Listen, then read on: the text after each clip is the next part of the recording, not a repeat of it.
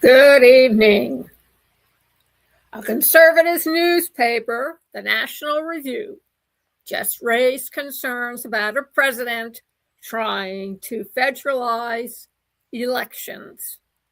And when a conservative outlet sounds the alarm, America should really pay attention, because this isn't about politics. This is about power, process, and the U.S. Constitution. There's a growing belief out there that the president can ban mail-in ballots, rewrite election laws, take over state voting systems, or federalize elections by an executive order. But that's not how the Constitution works. Not for this president, not for any president, not ever. Today, we're going to break this down in simple, everyday language, the way a Prez does best.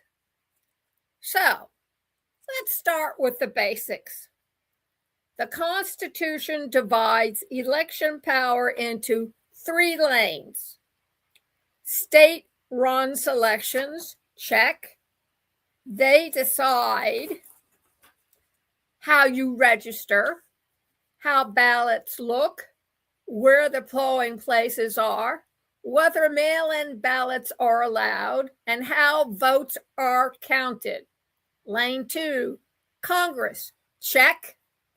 Congress sets national rules like the date of federal elections, protections for voting rights, and nationwide standards when needed. Congress can regulate elections. Congress can expand access. Congress can restrict access. Congress can pass laws. The Prez, check. The Prez enforces laws. He does not write election laws. He does not control state elections.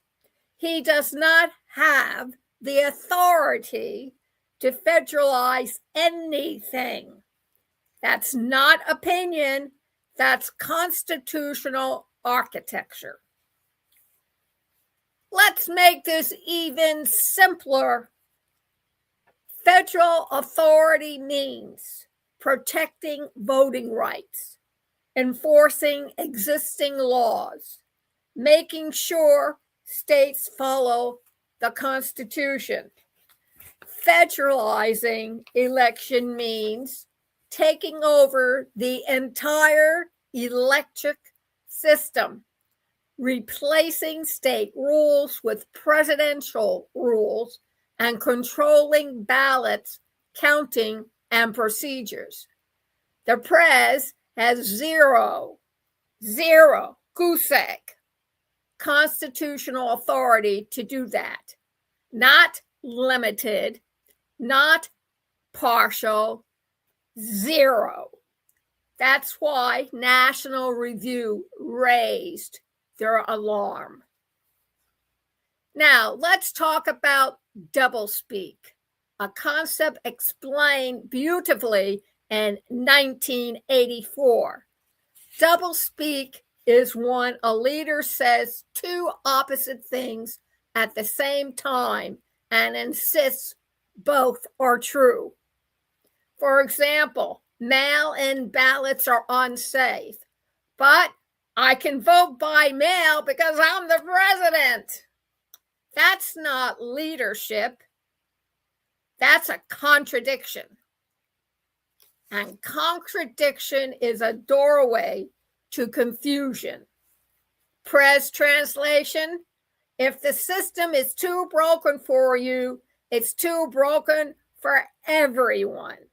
If it's safe enough for you, it's safe enough for everyone. George Orwell explained this pattern again in Animal Farm. Remember the commandments?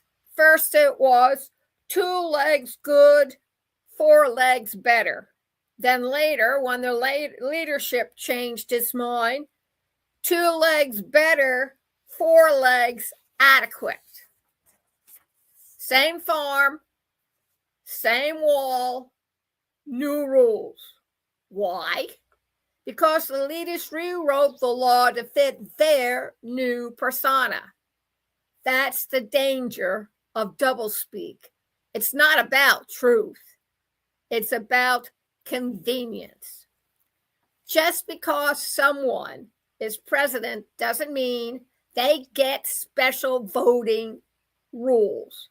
They get to break the rules. They get to make up new rules. They get to say, I can, you can't. And then you remember the familiar tag that went along like that when you were a child. Nah, nah, nah, nah, nah. That's not how democracy works. That's how privilege works. Do as I say, not as I do. That's shark-infested water. Kids don't buy it. Citizens don't buy it. And the Constitution definitely doesn't buy it. Leadership means modeling the law, not bending it. So let's end this with clarity. The president cannot federalize elections. Not this president, not any president, not ever. The power belongs to Congress and the states, and the Constitution hasn't changed. And until it does, the rules stand. This is Prez, P-R-E-Z. Clarity over chaos, facts over fear, structure over spectacle.